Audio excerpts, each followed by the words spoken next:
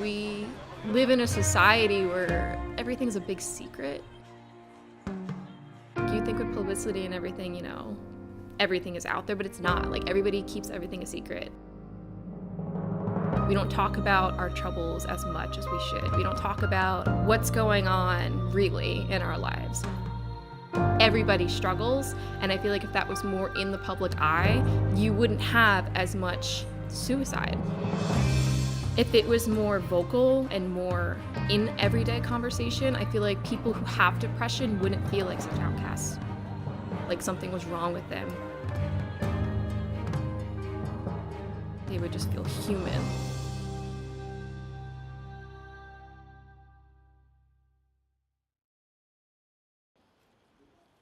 My first hospitalization, my mom wanted to keep it very hush-hush.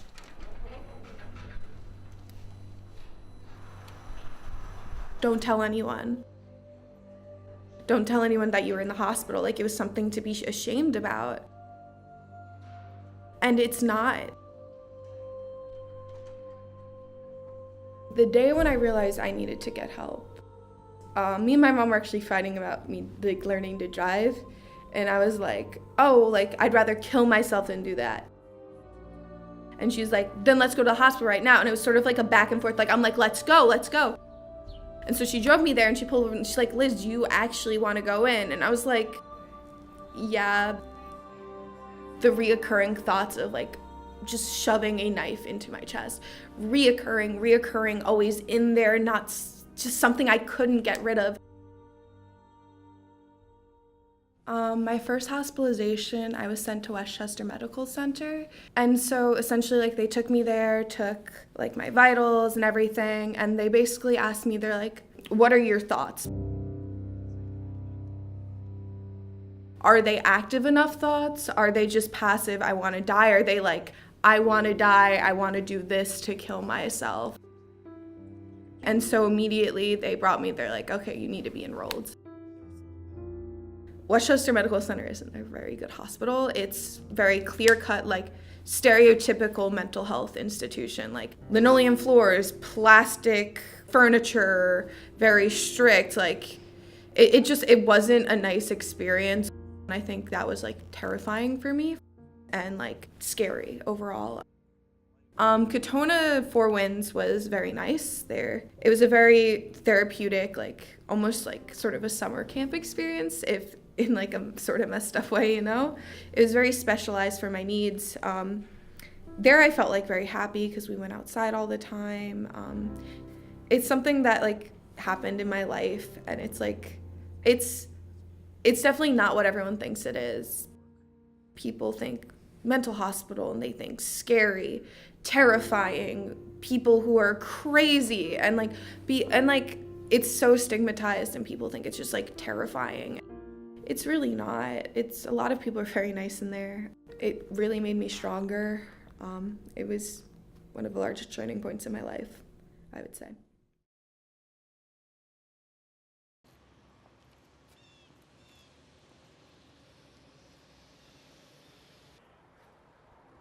I was kind of like very conflicted about going ahead and proceeding,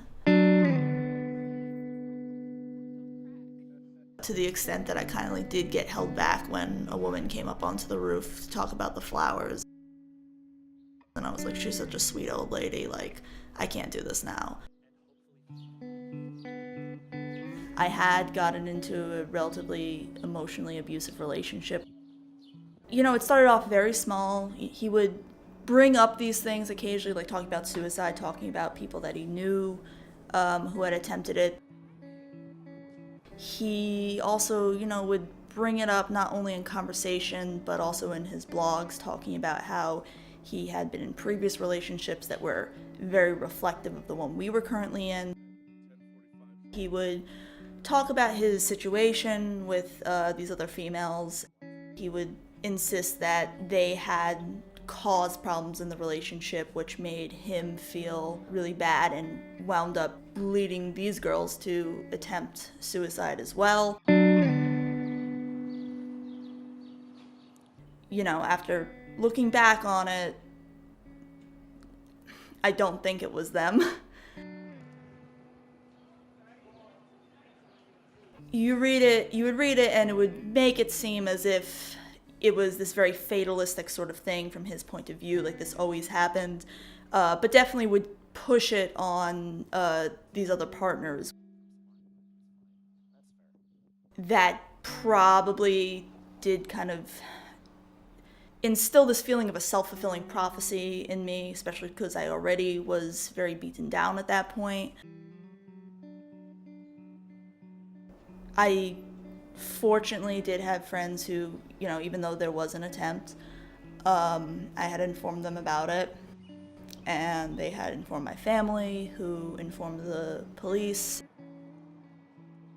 And I did go to a hospital where I received treatment for about a week, and I did recover from that, so.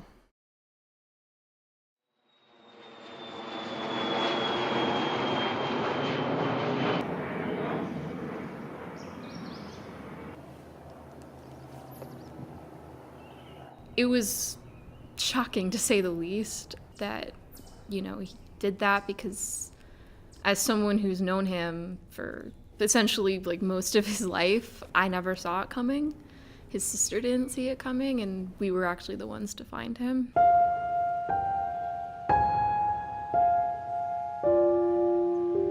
I just remember like the sense of like, this isn't happening.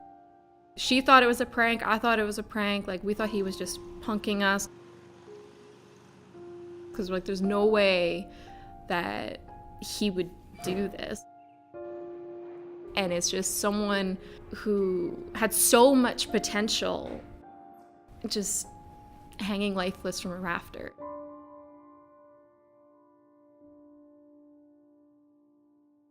A lot of people looked up to him. A lot of people wanted to be as smart as him, or, he had that kind of character about him that you just wanted to know him. And I feel like a lot of that was a mask. You knew something was wrong, but he never really said it, because I don't think he was allowed to.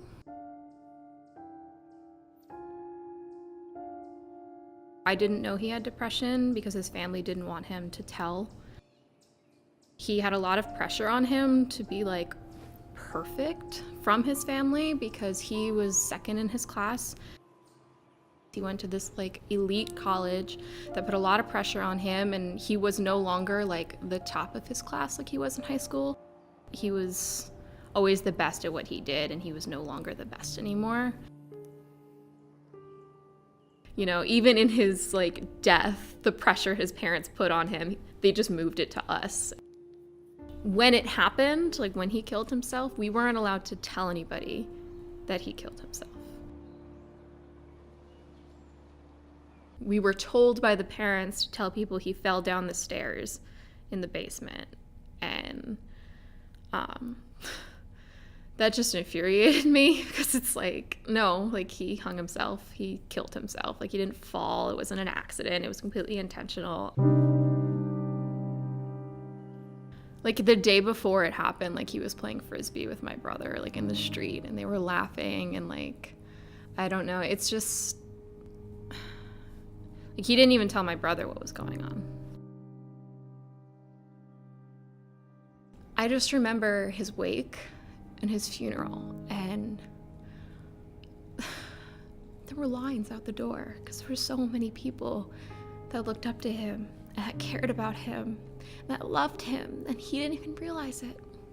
And I feel like if he knew that he wasn't alone and that all those people cared about him, he may not have done the same thing.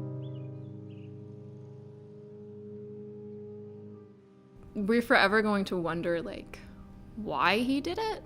Like, all we can do now is try to assume and figure out, like everybody always seems to like assume that someone's life is better than theirs. Like, I wish I had that life. I wish I could live the way that person lives. And it's like, you don't really know what's going on in their head unless you're them. And I really try to live by that now, and I try to not compare my life to other people. people need to know, more people need to know that like thoughts like that aren't healthy. There's something you need help for. You know, go seek someone who's a therapist, a psychiatrist, really a psychiatrist, and speak with them about it, because sometimes if you have this inner feeling that there is something wrong, there's something wrong, and it's the first step to getting better is to actually go ahead and find out what it is and see if you can get to the bottom of it.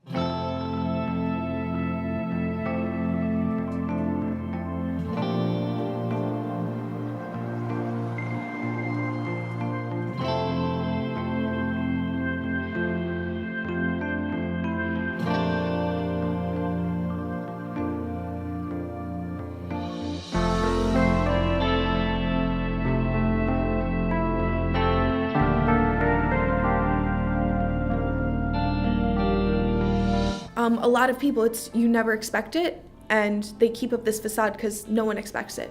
They don't want to be labeled as that depressed kid, that suicidal kid, because the label is so stigmatizing. That's why I think so many people avoid treatment, because of this stigma. Being labeled as mentally ill, whether it be for anxiety, schizophrenia, mood disorders, depression, anxiety, and you don't want to be labeled as that. You want to be known as your person. You want to be known as that and not your mental illness. And sadly, that's what a lot of people learn you to be if you have it and you're open about it. Go and get help. Just go and get help. If you get a label from it, those people aren't worth your time. If they don't see you as anything other than your mental illness, they're not worth your time. Getting help will be like the greatest thing you'll ever do in your life. It helped me tremendously. I don't think I'd be sitting here today if I didn't go get help. Honestly, I think I would either not be alive or I would be sitting in my bed sobbing for hours and not have the energy to get up and do anything. After getting help, I'm flourishing. I have plenty of friends. I'm succeeding in college. I took the step and was like, screw it. This isn't normal. I need to get help. Getting help is so important, and I can't stress it enough. I don't know what pain he was feeling, but I know the pain that I feel 4 years later. You know, PTSD from this, nightmares from this, like all of this pain because of one weak moment in his life. And now it's over. And now me, his sister, his family, we will all never be the same.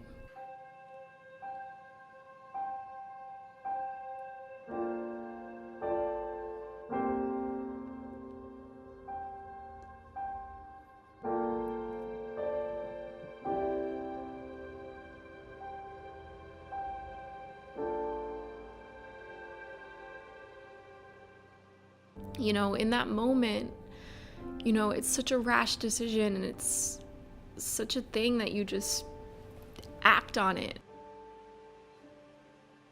To people with depression, like, it can always get better. It can always get better. To people who are so suicidal, if you, like, people in your life that you care about, you know, that pain that you're feeling inside, if you end your own life, that pain is a grenade. Everybody who's ever cared about you has that pain in them for the rest of their lives. Don't do it. Don't do it.